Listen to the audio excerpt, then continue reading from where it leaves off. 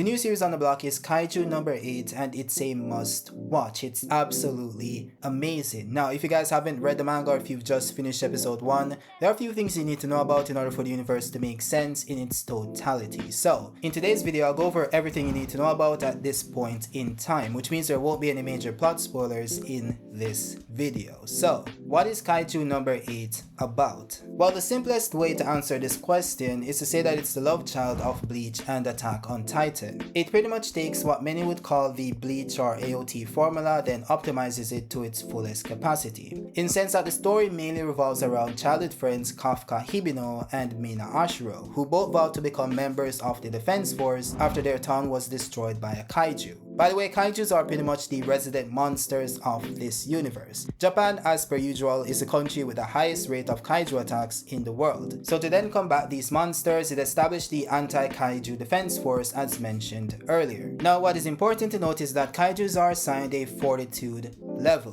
which is pretty much a scale indicating their overall strength. The more dangerous, stronger kaijus are classified as Hanju, while the smaller kaijus that can accompany or sprout from the Hanju are classified as Yoju. Now on the very far end of that spectrum we have the Dai Kaiju, who are basically monsters with abnormally high fortitude levels and varying characteristics. These beings are assigned a number based on when they first appear, which is why yours truly Kafka is referred to as Kaiju No.8. Speaking of Kafka, his story pretty much revolves around his goal of getting into the Defense Force with his friend Mina, who was actually able to achieve this goal while he wasn't able to. In fact, the story starts with a now 32-year-old Kafka working as the cleanup crew that disposes of kaiju remains after a battle, while Mina is now the captain of the Defense Force's 3rd Division and one of the strongest members in the entire Corps. Speaking of strength, let's get into the power mechanics of this universe. You see, everything in this universe revolves around the kaiju themselves. The villains are kaijus, the main characters are kaiju, and even the entire power mechanic of the universe stems from said kaijus. What I mean by this is that the strength of each Defense Force member depends on how much power they can draw from their suits, which is referred to as release force. This force or combat power purely depends on the user of said suit, which means it can increase over time. Though what's most important is what the suits are made from. You see, the suits themselves are bioweapons made of kaiju cells and muscle fibers. These materials are collected by the cleanup team and sent to a company called Izumi Tech, who then repurposes them to create these power suits. These suits then augment the user's physical attributes such as strength, speed, precision, and reflexes. Though abuse or extended use of the combat suit's power can cause overheating, thus injuring the user and causing physical pain to the point of making them bleed due to exhaustion. The same applies to the weapons as well, which are also made from the same material. By the way, these are just the base level suits. As I mentioned before, you have kaijus of different fortitude levels. The Hanju are typically the ones used to create the suits used by majority of the Defense Force, and then you have the numbered suits which are created using the body of a Dai Kaiju. These beings are typically the numbered kaijus such as number 9, number 8, and even number 6, who is pretty much Godzilla himself. By the way, the author himself, Naoma Matsumoto, all but confirmed this to be the case with this design choice, and also the fact that he literally stated that the manga was inspired by Godzilla, so take that as you will. With that said, these suits are ridiculously overpowered and can't be used by just anyone. In fact, if you go on to fail symbiosis, you will die. So these guys literally have these suits ready and waiting for someone to use them, which will happen later on, but that's a spoiler of course. By the way, these suits also imbue the users with unique abilities similar to the normal suits, but to a greater extent. They also possess other qualities as well, but as I said before, no major spoilers as yet. This video again is just to give you a basic understanding of the world itself. Oh, and by the way, the numbering of these Dai Kaijus doesn't necessarily dictate strength or power level. It more so has to do with who came first in the story. So Kaiju number 6 can be stronger than Kaiju number 8, and Kaiju number 9 can be stronger than Kaiju number 6. It's really just about attributing a number to them in the order in which they appeared. Now obviously Mina and Kafka aren't the only characters in the entire story, so what about the side cast? Well, let's just say that the story loves its side characters because it focuses on them a lot. The main one being Kiriko Shinomiya. She's the daughter of the Defense Force chief and is highly regarded as one of the best warriors of her generation. She's pretty much the Rukia of the series when it comes to her relationship with the main character. Now, in regards to her power level, she's nowhere near the strongest, but her release force debuted at 45%, which is insane by the way, since it's normally around 8 to 10% for other starting members. So she's definitely a prodigy when it comes comes to the other group members, but the captains themselves are on a different tier entirely, such as Mina, who has a release force of around 96%. Now we also have Kafka's best friend, Rino Ichikawa. He also wants to join the defense force similar to Kafka, but for different reasons. He meets Kafka in episode 1 when he joins the cleaning crew as a part-time worker. Now there are other characters as well, such as Soshiro Oshina, who is the vice captain of the 3rd Division, which makes him Mina's underling and Kafka's eventual superior. He's also the most skilled swordsman in the entire franchise, despite his release force not being that impressive initially. He's also one of the first ones to notice that something is off with Kafka, which is why he decides to watch him very closely. I would say you guys might find this annoying initially, but he's one of the best characters in the entire manga, so I think you guys will warm up to him eventually. Another great character who comes along later down the line is Gen Narumi. He's the 7th captain of the 1st Division and also known as the strongest member of the entire defense force with a release force of 98%.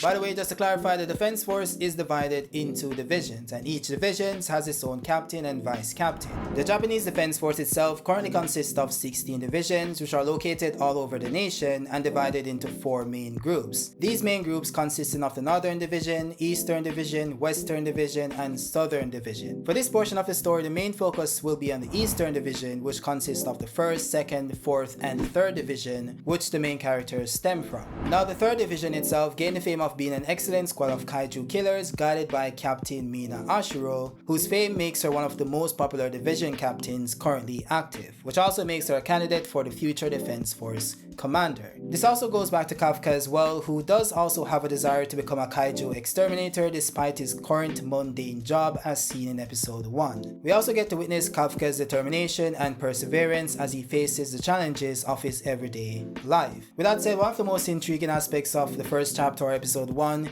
is the seamless blend between ordinary life with extraordinary circumstances, which once again draws an interesting parallel between the world of Kaiju No. 8 and Attack on Titan. Speaking of Titans, the addition of the kaiju threat does add a unique element to Kafka's journey, which for the most part hints at epic battles and intense moments to come later on in the series. And trust me when I say that they are present throughout the entirety of the manga. Now the art in chapter 1 is also pretty amazing, which translated well into anime format, though simplified to a certain degree. What I mean by that is that the art style in the manga is outside of this world, and it would be a pain to animate all of those intricate details on a schedule, so I do understand why they felt the need to tone it down a bit. So if you really want to see the detailed illustrations that brought the world of Kaiju No. 8 to life, just go support the manga on Manga Plus, it's really amazing. By the way, the pacing of the chapters is great for the most part, which keeps us engaged and eager to see what happens next. Though what I will say is that the last 4 chapters of the manga did slow down quite a bit, and I can't help but think that they're trying to line up something amazing for the anime debut on April 13th, but I guess we'll have to wait and see. In a sense, Kaiju No. 8 is not just a manga, it's a journey, and I know that sounded cringe, but I felt like saying it anyway because, you know, it just sounded cool at the same time. You know, it's kind of weird, doesn't make sense, but it does in my head. But anyways, what I mean is that it does take us on a roller coaster ride of emotions, from excitement to fear to hope. Through Kafka's eyes, we experience a world filled with danger and mystery where anything is possible. So, if you are looking for a manga that will keep you on the edge of your seat, look no further than Kaiju No. 8. Chapter 1 or episode 1 is just the start of an epic journey that I think you guys will enjoy. With that said, let me know your thoughts on the video itself. Do you guys want to see more Kaiju No. 8 content on this channel? If you do, just let me know in the comment section. Also, drop a like on this video to get it into the algorithm, and subscribe to the channel as well. So, that's all for me. I'll see you guys on the next one. Peace out.